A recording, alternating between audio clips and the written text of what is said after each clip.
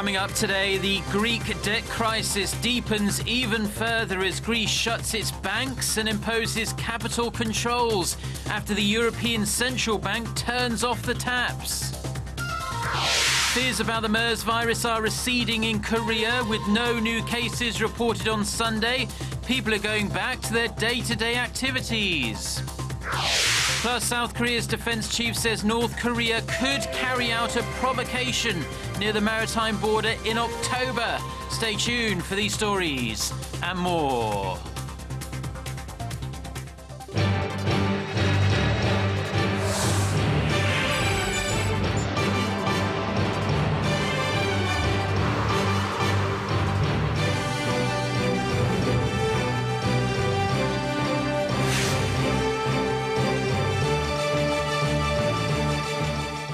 Hello to our viewers around the world. It's 6 a.m. on Monday, June 29th here in Seoul. Thank you, as always, for tuning in.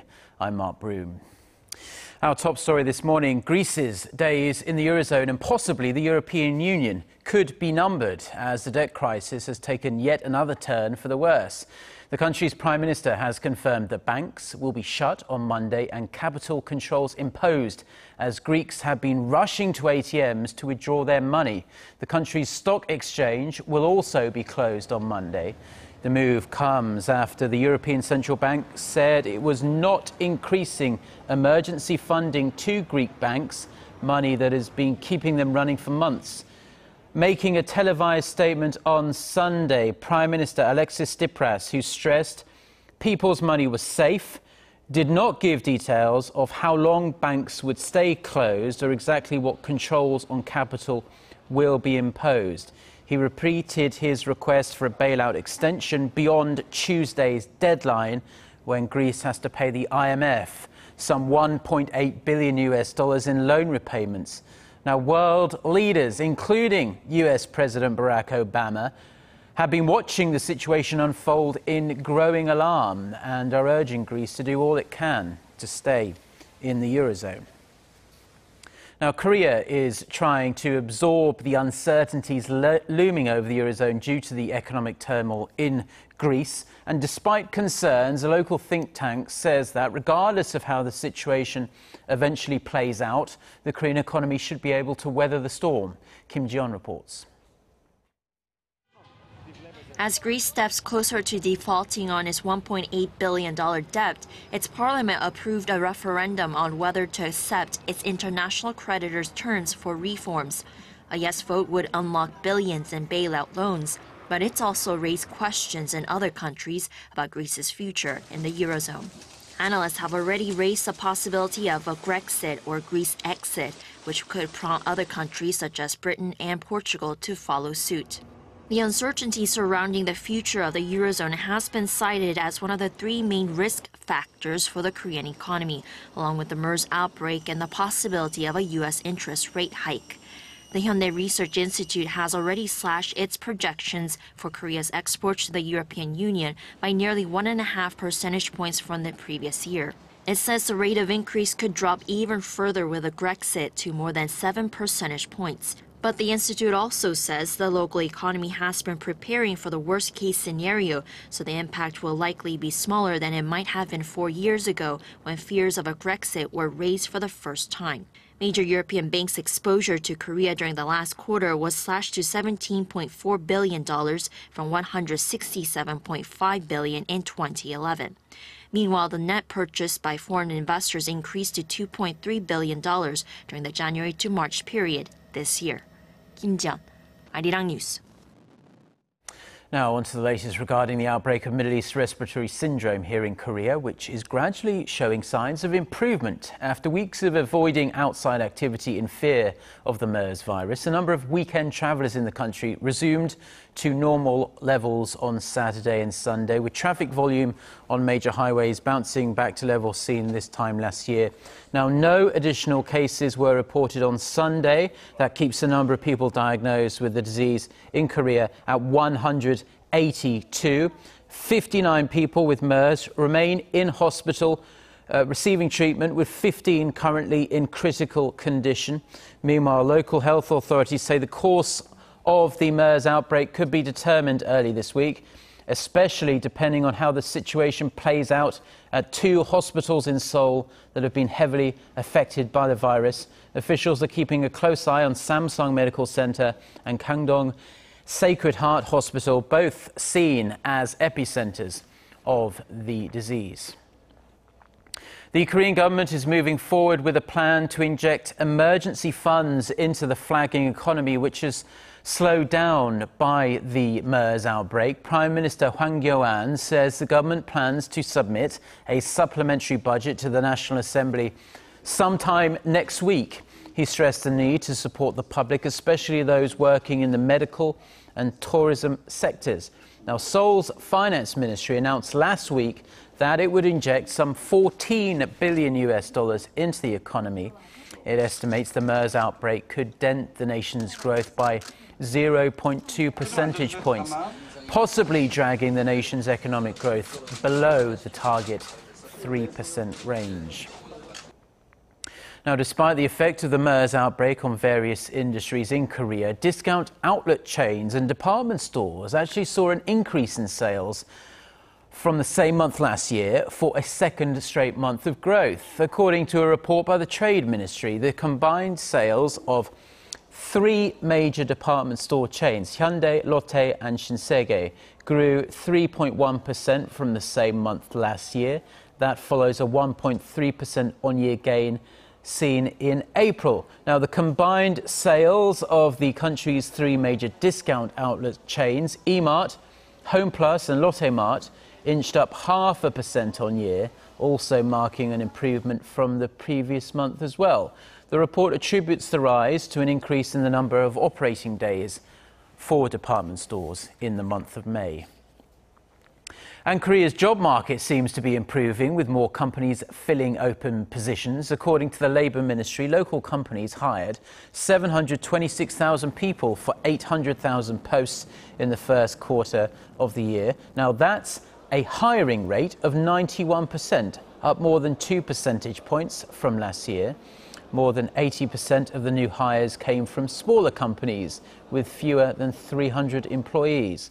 The survey was conducted in over 30,000 local companies with 5 or more full-time workers. Now, in political news, ruling party lawmakers are still debating whether to keep Yoo Seung-min, their floor leader, or let him go after President Park Geun-hye vetoed a bill recently that granted lawmakers the right to request changes to government ordinances. Now, Yoo had led the negotiations on the bill, and the party may decide his fate this week. Song Ji-sun reports. It may seem like a quiet weekend, but politicians are busy deciding whether to support embattled ruling party floor leader Yoo Seung-min or turn against him. Yoo has been striving to repair relations between the ruling party and the presidential office following a series of controversial revisions to the National Assembly law that have disrupted parliamentary business. But the president reportedly thinks he no longer has the political power to do the job. Officials at Cheongwade have been quoted as saying that the president is convinced that Yoo is only focused on politics that matter to him instead of backing the party and the president. Since taking the post in February, Yoo has often acted against President Park's policy directives. For example, when he said that their welfare plan could not be executed without raising taxes, contrary to what she had claimed. Although Yoo's supporters are trying to protect him from ruling party leaders who have been pressuring him to resign, his fate is likely to be decided at the party's Supreme Council meeting on Monday. Meanwhile, the main opposition party is seeking ways to put the vetoed bill up for a revote in the Assembly. Under the Constitution, a bill that has been vetoed by the president can be put up for a vote again if either of the main parties and the National Assembly Speaker agrees. If approved, the bill would give lawmakers the power to request changes to government ordinances, which the president has characterized as a violation of separation of powers between the executive and legislative branches. Song Ji-sun, Arirang News. South Korea's defense chief says he believes North Korea will launch a provocation in autumn near the de facto maritime border between the 2 Koreas. Defense Minister Han Min-gu said on Sunday that by October, the North will likely have completed construction of a missile launch site in its North Pyongan province. Now, October is also significant as it marks the 70th anniversary of the founding of the North's ruling Workers' Party, adding weight to the theory that the regime will use the occasion to test a long-range ballistic missile, possibly under the guise of a satellite launch. The minister added North Korea has been driving Chinese fishing boats away from the border while also installing buoys there. He said such actions could be a sign of worsening relations between the two longtime allies. The South Korean Navy will hold a commemorative event this Monday to mark the 13th anniversary of the second Yeonpyeong sea battle between the two Koreas, which left 6 South Korean sailors dead and 18 others injured. The ceremony, hosted by the Navy Chief of Staff, will be attended by some 500 people, including families of the victims and government officials. Seoul's Defense Minister Han Min-gu will give a speech, marking the first time for a defense minister to give an address at the annual ceremony. He's expected to send a strong message of warning against North Korea's threats. Now, the Second Battle of Yeonpyeong broke out on June 29, 2002, when 2 North Korean patrol boats crossed the maritime border in the West Sea and launched a preemptive attack on a South Korean Navy boat. A group of passengers who survived the Asiana Airlines flight that crash-landed in San Francisco in 2013 have filed for damages against the airline. 53 passengers, including 26 foreigners, filed the suit with the Seoul Central District Court. They are demanding compensation of some $30.6 million. In July 2013, a Boeing 777 jet operated by Asiana crashed and burst into flames at the San Francisco International Airport while landing. It killed 3 passengers and injured more than 180. Now, the U.S. National Transportation Safety Board concluded the main cause of the accident was pilot error, who they said had relied too much on the cockpit's automated system, or autopilot. The group filing the lawsuit say they have suffered physical and mental agony as a result of the accident. A SpaceX rocket carrying supplies to the International Space Station exploded on Sunday, a matter of minutes after its launch from Cape Canaveral in Florida. Mission controllers say they don't know why the Falcon 9 rocket disintegrated, but SpaceX thinks it's a problem with the second stage rocket. You can see the video of the explosion there. Now, reports say pieces of the rocket could be seen falling into the Atlantic Ocean. Fortunately, there were no people on board as it was an uncrewed resupply mission. The rocket was carrying around 2 tons of supplies for the ISS, including food, science experiments and equipment. It marks the 3rd failure of an uncrewed mission to the space station since October 2014. Now, reports of insects and other foreign objects found in food are obviously a cause of concern for food manufacturers, retailers and consumers alike. However, help is on the way in the shape of a new inspection system developed by a group of scientists from Korea. Our Park Se-young reports. Unwrapping a chocolate bar might reveal an unpleasant surprise like insects and pieces of metal or glass. In fact, 6,400 cases of foreign bodies in food were reported in Korea last year. To reduce this number, a group of local scientists developed a new imaging system that uses terahertz waves to detect foreign bodies down to a millimeter. Low-density objects, which account for over 80% of related defects, are difficult to detect for the existing X-ray systems. The new system can identify organic materials like insects and hair in chocolate and powdered foods. The difference in absorption spectra and refractive indices of food products are easy to identify in the terahertz region. This makes for easier detection of foreign substances compared to X-ray systems. Equipped with a conveyor belt traveling at 50 centimeters per second, the device yields quick results around the clock. It also utilizes a polygonal mirror scanner, the first of its kind, to inspect products for broken or melted surfaces. The researchers sold a bulk of the technology to a local manufacturer for 500 million Korean won, or roughly $455,000. When the new system is commercialized, researchers expect food manufacturers to see a sharp drop in the number of defects. The technology can also be applied to postal inspection for drugs and explosives and to detect fuselage cracks in cars or airplanes. Park Se-young, Arirang News.